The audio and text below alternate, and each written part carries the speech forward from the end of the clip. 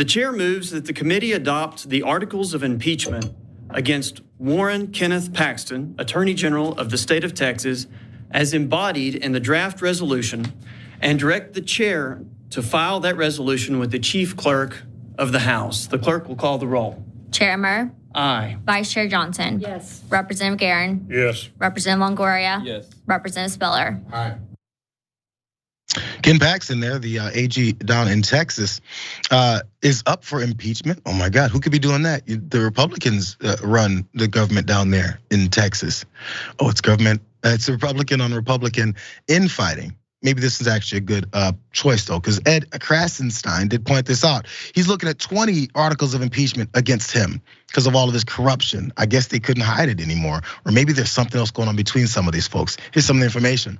This recommendation comes a day after investigators with the House General Investigating Committee testified that Paxton broke numerous state laws, misspent office funds, and misused his power to benefit a friend and political donor.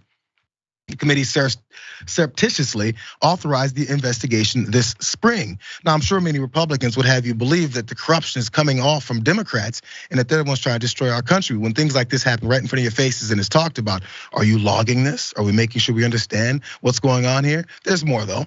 Reports said that the inquiry focused first on a proposed $3.3 million agreement to settle a whistleblower lawsuit filed by 4 high-ranking deputies who were fired after accusing Paxton of accepting bribes and other misconduct, firing people who are looking to blow the lid off of your corruption.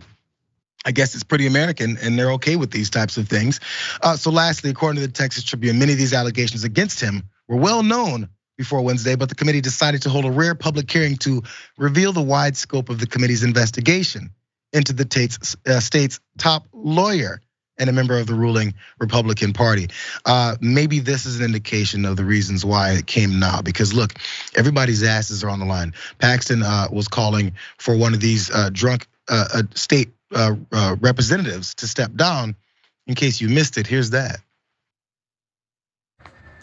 Mr. Speaker, I move adoption. Mr. Campbell sent an amendment. The amendment is acceptable to the author. Is there objection to the opposite amendment? The chair has none. Amendment is adopted.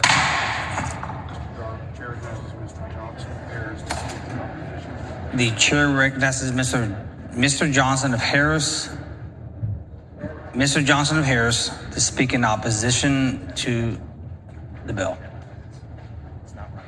You want Niabe? Chair recognizes Ms. Niabe Criado to speak. The chair recognizes Ms. Niabe Criado to speak in opposition to the bill. I mean, I kind of agree. He was absolutely toasted while he's actually trying to do his duties for the state of Texas. So both of these guys appear to be pretty bad. But one more thing, this really stuck out to me. In that first meeting that we saw on the top here, they were talking about bringing up those articles of impeachment. There was a very sticky point to me. Again, this is the Attorney General down in Texas.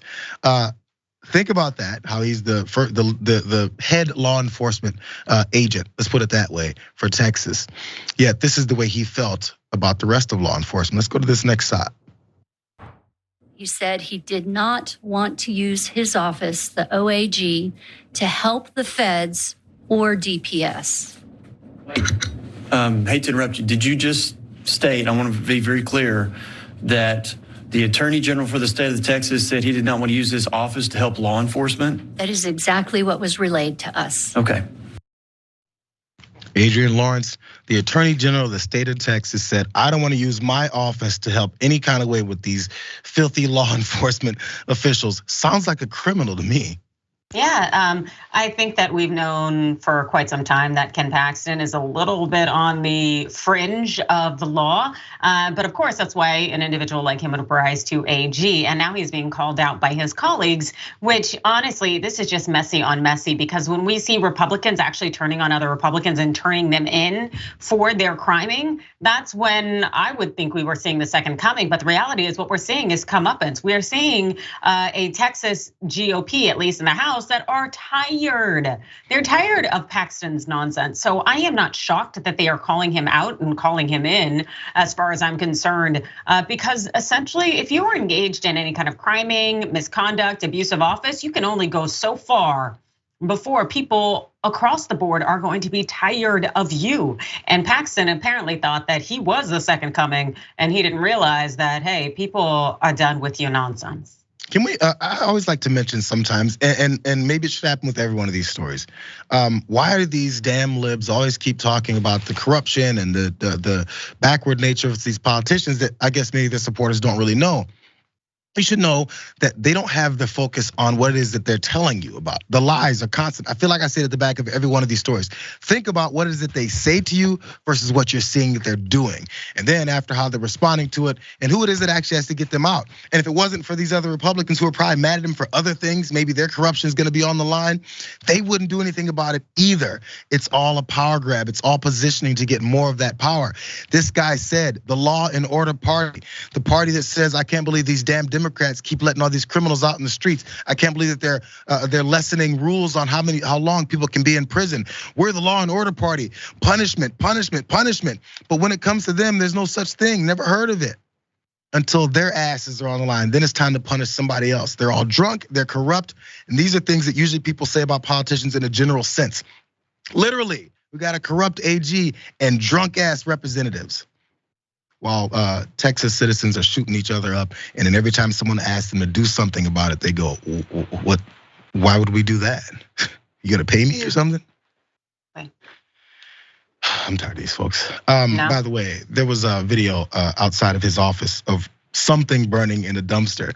No one knows exactly what it was. We can run it because there's no sound to this. No one knows exactly what it was, but some people speculate that it could possibly be documents.